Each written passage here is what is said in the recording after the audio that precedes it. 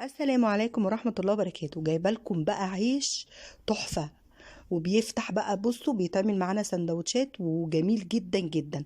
طبعا ما فيهوش دقيق ابيض، ما فيهوش زيت. طريقته سهلة جدا جدا وبسيطة. طبعا ده بقى بيخسس واحسن كمان من العيش اللي احنا بنجيبه، العيش السن من الفرن. طبعا بيبقى فيه دقيق ابيض وبيبقى كمان فيه زيت. فده صحي جدا جدا ومش هيتخنك وحلو جدا. طريقته سهلة جدا وبسيطة. هنعمله مع بعض بمنتهى السهولة. طبعا في الخلاط انا عندي هنا كنت طحنه دي شوفان. الشوفان العادي انا بحب اجيبه عادي، ما بحبش اجيبه مطحون.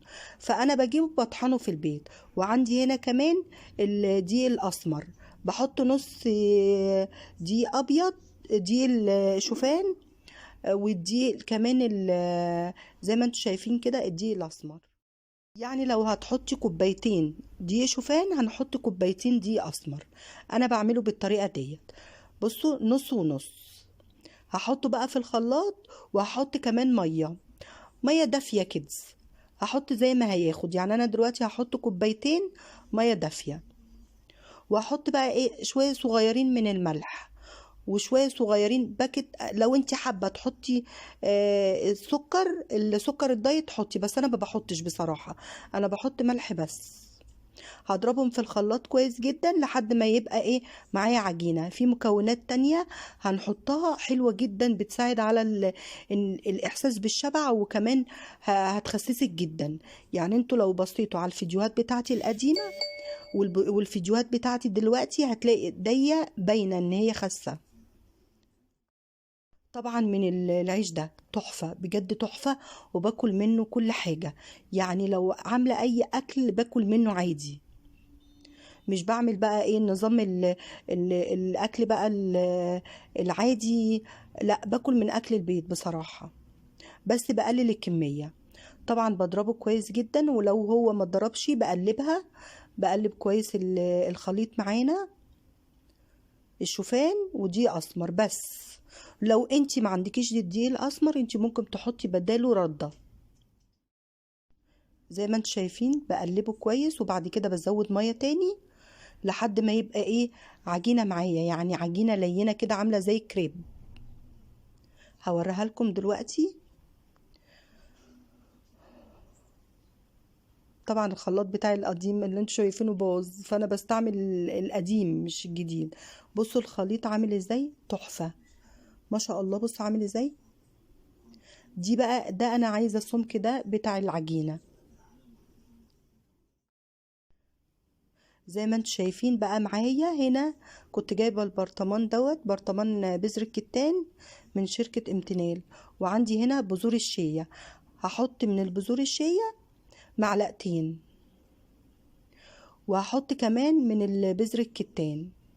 ده حلو جدا على فكره، مش غالي، رخيص وبيبقى نضيف. طبعا لو جبتيه من عند العطار بتحسي كده ان هو بيبقى ايه في شوائب كده مش حلو خالص. حطيت معلقتين. انا مرضتش اطحنه معاهم، لا انا حابه ان انا ايه احس بالبذور. بتبقى حلوه جدا وطعمها جميل جدا عامله زي السمسم. بصوا حطيت هنا كمان كمون.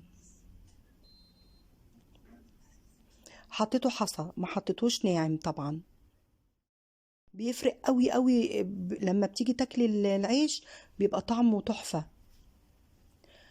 انا قلبته كويس جدا زي ما انتم شايفين كده. هبتدي اسيبه شويه شويه كده يرتاح، وبعد كده قبل ما اخبزهم. بصوا بعد ما جبت صينيه الكريب دي، وابتديت بقى احط بالكبشه واخبزه. بصوا ما شاء الله بيقب معايا. بعد ما خلصتهم كلهم طبعا بتغطيه، وبعدها بيبقى بالشكل ده. بجد تحفة تحفة وطعمه جميل جدا جدا. وبتاكلي منه زي ما انت حابة. انا باكل بصراحة 3 بيشبعوني جدا. عندي هنا جبنة قريش، ما بجيبش غير الجبنة القريش. بصوا بقى بحط بقى ده بقى الفطار. بحط جبنة بس اللانشون مش ليا. يعني انا حطيت ابني عجبه العيش فحطيت له، قال لي اعملي لي جبنة ولانشون. فبصراحة طعمه حلو جدا جدا العيش ده تحفة. بتمنى بصراحة تجربوه، هيعجبكم جدا، ومقاديره بسيطة جدا. طبعا بحط خس بقى وطماطم وفلفل. انت ممكن بقى تحشي جبنة رومي، تحشي طعمية، تحشي بطاطس، زي ما انت حابة. بس هي فكرة العيش تحفة حلوة جدا. وبصوا بيفتح معايا، ما شاء الله بيفتح معايا. بصوا عامل ازاي. وممكن بقى تحطي بيض، يعني تعملي سندوتشات بيض مسلوق، بيبقى حلو جدا وبيحسسك كمان بالشبع. العيش ده حلو وبيحسس بالشبع جدا بصراحة.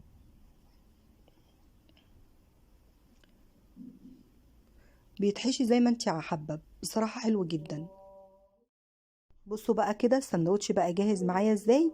طعمه بقى تحفة تحفة، طعمه حلو جدا جدا، وطريقته سهلة وبسيطة، ولا هتعجني ولا اي حاجة. نفس الطريقة في الخلاط. وان شاء الله يا رب النهاردة يكون الفيديو عجبكم، ولو جربتوه عجبكم ما تنسونيش بقى باللايك والشير والسبسكرايب. شكرا، والسلام عليكم ورحمة الله وبركاته.